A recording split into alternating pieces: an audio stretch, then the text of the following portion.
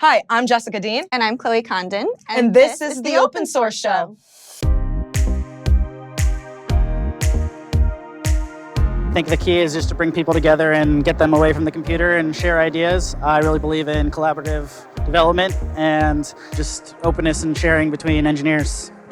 Microsoft being here really shows that they care for open source, not just by giving away the little freebie and swag, but answering the questions, having those technical engineers here that can answer the questions and connect the open source community to Microsoft. A lot of the learning and sort of the quantum leaps that you can make, the little connections, come when you're face to face, come when you're actually seeing someone talk about something they're passionate about, come when you have a random conversation with someone in the hallway. Hi, I'm Jessica Deen, and you're watching the Open Source Show. And I'm Chloe Condon. I'm a developer who builds communities for a living. And I'm a developer evangelist who also builds community and creates content for a living. So about building content and creating meetup events and different community events, what would you say are 3 things for getting started or how to start doing that? Can you kind of explain the meetup world? Yeah, I would say probably the 3 top things for me are make sure you ask for help, have a good community that's helping you, make your meetup fun and exciting. That can be with branding. We'll go into that a little later. And then also making sure that your attendees are having fun. Absolutely. And no one wants to go to an event and kind of fall asleep and sit in the back row. So, I mean, you want it to be fun and engaging. But how, I guess, do you make it fun? How do you ensure that those who attend are going to enjoy your event? I would say the short answer to that, my 3 go-tos are no pizza, no warm beer, and also no pitches. So, and sorry, you said also no pitches, right? No pitches. So that's salesy kind of content, right? Yeah, the last thing, seeing a very interesting technical demo is always wonderful, but when it comes to, and now we'll show you how we do it this way and do a whole walkthrough of your product, never fun for a conference or for a meetup. Yeah, and so I find the same kind of experience when I go and speak at meetups. I'll usually try to do a technical demo, but then I'll throw some humor in it. Like one of my most popular demos I borrowed from Lockie Evanson from the Helm team, and he wrote a Croc Hunter app. And so it's all in Go, and so I pretty much ask everyone in the audience, do you now want to become a crocodile hunter? And so it kind of you can learn, but then you can also have fun. So that seems to be very well received. You mentioned the technical demos. How would you also, if you are trying to have this engaging, fun kind of event, but you're also showing a technical demo, how can you really ensure that you are still having this mix of humor and excitement and energy,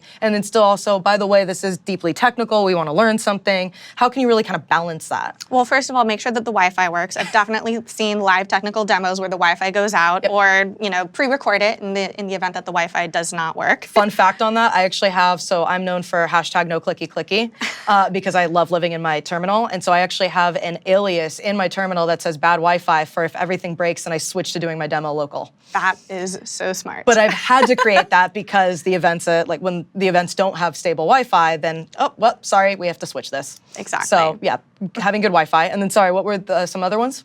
I think it's really important to also have some entertaining aspects. So for example, with Sentry Scouts, we do PowerPoint karaoke to kind of warm up the audience. I come from the theater world, so I'm used to a warm-up person coming out and telling a couple jokes. So for us, that's really our way to wake everybody up, get everybody excited for the event. They present some sort of presentation in front of PowerPoint slides they've never seen before. There's a really great video of Kate McKinnon from SNL doing that, if you're looking for a good example. I now need to go watch this. Yes, exactly. And I think at the end of the day, you really have to remember these people have been working 9 to 5, sometimes 11 to 8. Yeah.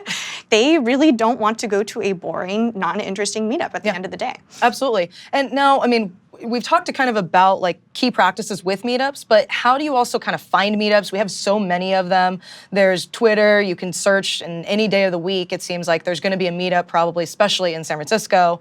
I mean, how can you really kind of juggle that and figure out where you should invest your time? I think a lot of it is word of mouth. A lot of people will tweet out and say, hey, I'm in San Francisco for the day. Where should I go? And I'm like, please come to Sentry Scouts if it's happening that week. Yeah. I think also meetup.com is a really great way to discover meetups. We had someone recently come to it and said, I was just browsing on Meetup and found this tonight, and I was choosing between this and another one, and yours is camp themed and has s'mores, so I definitely came to this one. I would always choose s'mores. Exactly. And I love camping. And we have Pop-Tart. Okay, so we've kind of talked still about that with meetups and now how you can search on Twitter, but you keep also mentioning Sentry Scouts. So you kind of created their meetup. Can you tell us a little bit about what kind of went into that, what Sentry Scouts is, and kind of, I guess, just explain? Yeah, so as I mentioned before, I come from the theater world, so I'm very used to going to events and being entertained. So when I made this transition and went from going to see musical theater and then going to a meetup, it was sort of a night and day difference. Yeah. So I wanted to make sure we're doing a couple things. The main goal of Sentry Scouts was to engage with the community. We're an open source company, so we rotate the topics every month. That can be anything from DevOps to UX to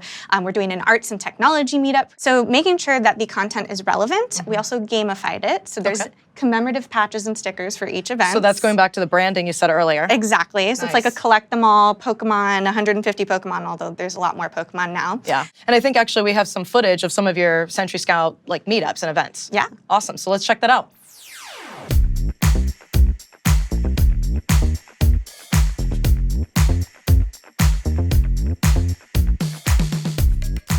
Just to kind of recap, can you just go over the top 3 things if they're looking to get started, either creating a meetup, attending meetups, getting involved in community? What would be 3 takeaways? So ask for help. I know it's really tempting to take on a project and do it all yourself, but you really need the community or coworkers, in my case, to help along with that. Yeah. I would say put your own spin on it, do some fun branding or gamification of it, just to make sure people come back. Because again, you can go to a meetup any night of the week. What's going to bring them back to your meetup? Personalize it and really kind of get that investment with that emotional investment, but also time and energy. Yeah. Exactly. And then finally, I would say, remember that engineers are people too. They love to laugh. They love to have fun. I always preface all my talks and all my events with, I make a lot of dad jokes. I'm really sorry. Please laugh.